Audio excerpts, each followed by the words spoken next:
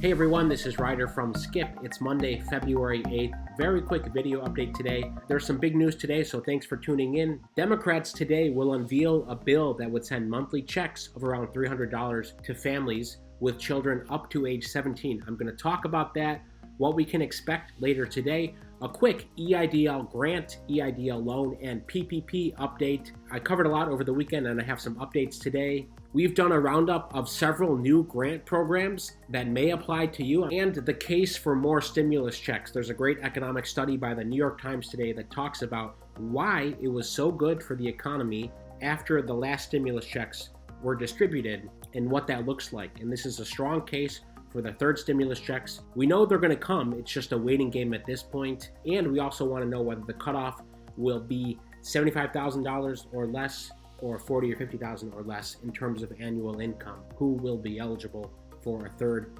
stimulus check of $1,400? Watch until the end of this quick update. And thanks as always for subscribing and supporting us. Let me start right here on the last stimulus checks, because this is important to see, and I think every economist is showing this to lawmakers, both Democrats and Republicans, mostly Republicans because they're the ones pushing back on the eligibility for the third stimulus check. But basically it shows this here. The graph on the left shows spending before the stimulus. This is December of last year, the 2 weeks before the stimulus check. Then after people started getting stimulus checks, beginning of this year, here's how it looked. This is the spending increase. So basically low-income people spending went up 30% on average, and higher income people spending went up 10%, which is still higher than anything in the previous month period before the stimulus checks. And here's another graph that shows spending over the past year and how that changed. So just take a look at the end of the graph here. Look at this spike. This is beginning of January spike when people got stimulus checks. Otherwise, basically, for most of 2020, spending among low-income people was down, except for this bump at the beginning of the year when people got their stimulus checks. And to my original point that this type of data has found interest among policymakers of both parties in using this new data to design better policies. So beyond informing the current debate on stimulus checks, this new data has already been used to design better proposals to extend unemployment benefits, formulate a better targeted version of the PPP program, and forecast state and local revenue changes.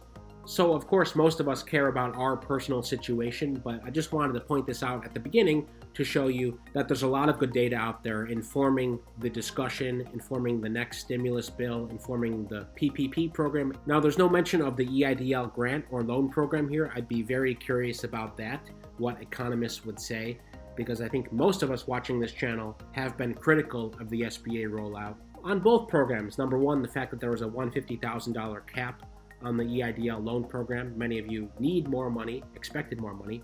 And number two, the confusion on the EIDL grant program and why the targeted EIDL grant program exists, or why it was formulated in the way it was formulated. Because many of you are going to be cut off. But based on our data on our app, again, you can go to Hello Skip in the App Store to get our free app, and you can see if you're eligible for an EIDL grant and how much you'll get. Around a third of you are eligible, and that's gone up substantially in the past week. So check out to see if you are eligible for an EIDL grant based on your address and how much you could potentially get.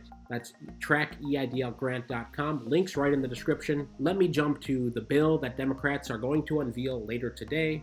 These payments would be administered by the IRS, and they would divide $3,600 over the course of a year for every child under the age of 6, or $3,000 per child for ages 6 to 17.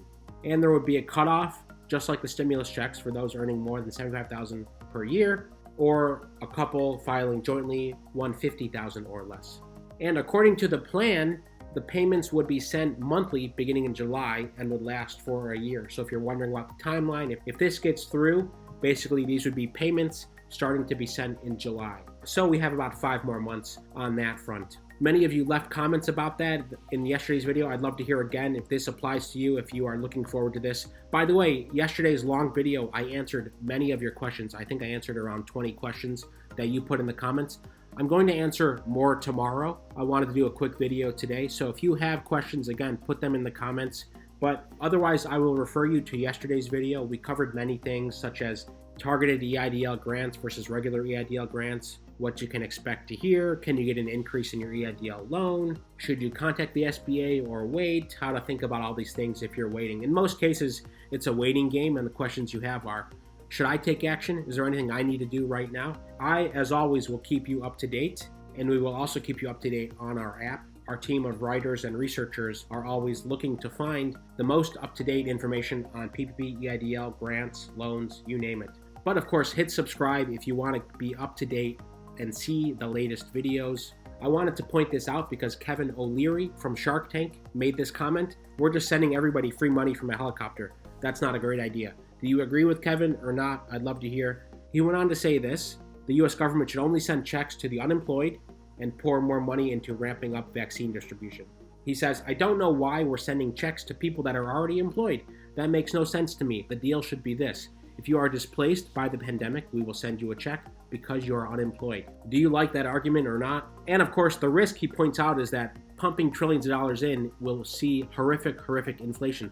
So the money you do have in your bank account, you worked hard for your savings if you have savings, but the value of a dollar is going to go down as we get, as he says, quote, horrific inflation, because we're just printing trillions of dollars. What do you think about that? He's not a fan of industry bailouts, including the bailouts to the airlines. We covered 5 new grant programs today from Pennsylvania, Connecticut, New Jersey, Florida, and for minority-owned businesses. These are available to Skip members. We will announce them wider, probably later this week, but if you want to get a head start, you can start a free Skip Plus trial.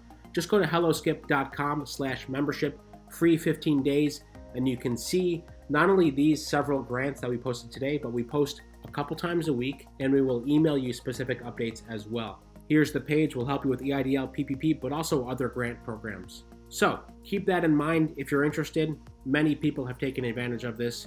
I want to end Monday's video, and I hope you had a good weekend, by the way. I want to end today's video by talking about the good news. For the first time since November, we have a daily case count of under 100,000. Okay, the average is still a little above 100,000, but yesterday, less than 90,000 were reported. That's good progress. Again, I'm happy to see this slope has remained consistent. I don't want to jinx it because I know many people may have gathered yesterday for the Super Bowl, but it's good news. Cases down a third, deaths down 10%, hospitalizations down almost a third over the past 14 days. We'll keep you posted here. The vaccine distribution is going well. As always, thank you so much for watching and supporting our channel. It really means so much to us. I hope you're having a great Monday, and we'll see you tomorrow.